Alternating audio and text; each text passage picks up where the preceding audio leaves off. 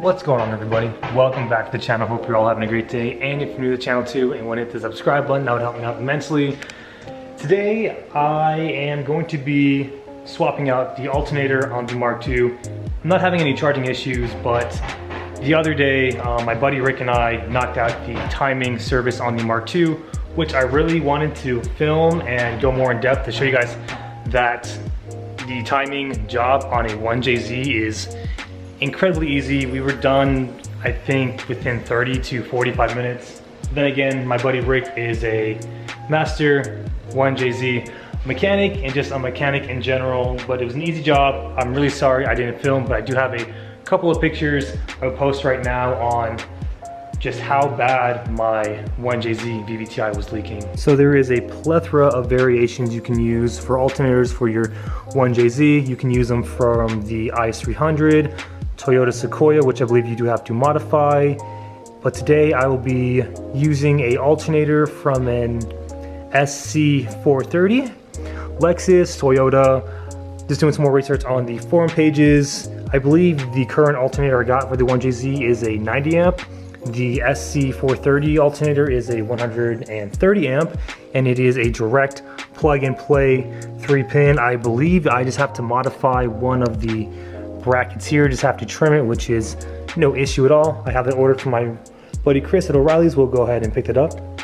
In terms of the timing job though, really sorry I didn't film it. I intended to because I know that would have helped you guys out a lot, but I will post a link of a video of a gentleman in Japan doing the timing service, and he goes full in depth. So in a nutshell, I went ahead and used the engine flush again, drained all the oil, not even 500 miles on my liquid moly oil, went ahead and drained the coolant for the first time, removed the radiator, the clutch fan, we removed the rocker covers, we got the serpentine belt off, we removed the crank pulley with a weighted 22mm socket, went ahead and removed the cam gears, and then we used a pick to remove the cam seals, which were very leaky, and that was like 99% of where all my oil leaks were coming from. Got the bottom end and some of the head and a little bit of the block cleaned up with some brake clean. Took the front main seal out, which was pretty easy. There was no damage there, but went ahead and replaced it. Took the water pump off, cleaned the front of the 1J with some more brake clean, and then we just reassembled everything. The tensioner is an auto tensioner, so no need to worry about that. I wish the RBs had an auto tensioner. Probably would have saved my motor, but got everything reassembled, new oil, bled the coolant system again for the 4th time, and the 1JZ now runs amazing, and so far it does not leak at all, and I've been daily driving this car for the past 2 days now. And the 1JZ starts right up.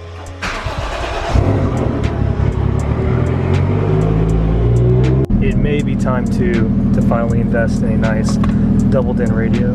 Don't get me wrong, I love right-hand drive cars, but I feel like I can never avoid the sun being on the right-hand side, and it just sucks. I'm burning up, but it's all good.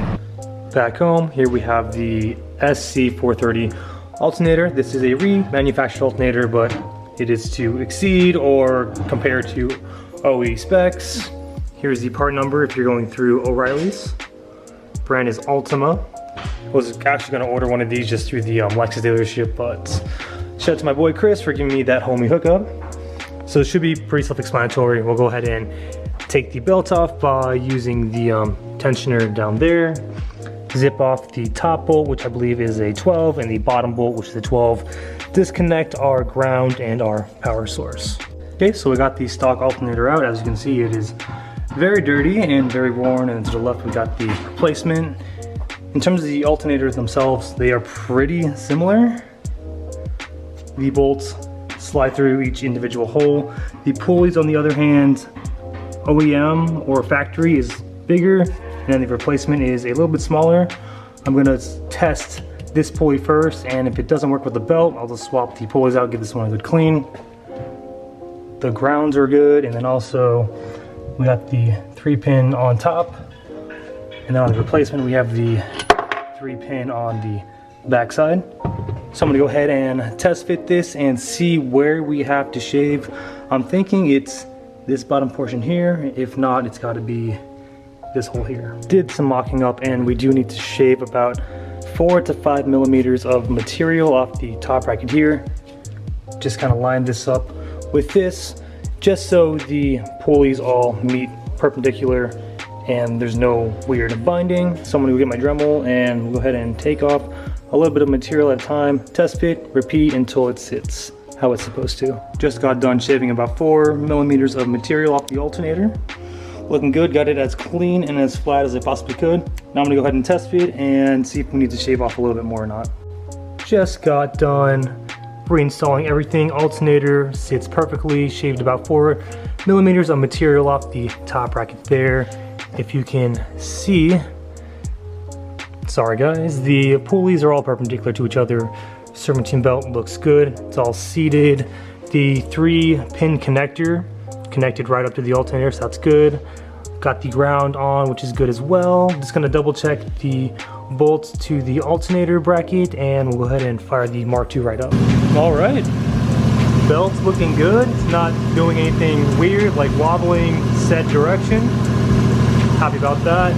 Mark II just started right up. I really don't know what to expect, honestly. It's like my second alternator I've ever installed on a vehicle. Very straightforward, made sure all the bolts were tight.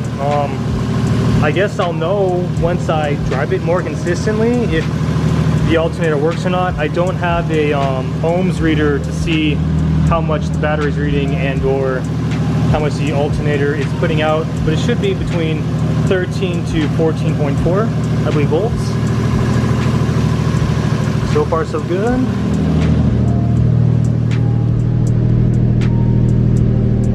And we have no weird dash lights, so beautiful. All right, so that pretty much sums it up. A very successful and easy alternator install for the JZX100 Mark II. Again, I used a 2005 Lexus SC430 130 watt alternator.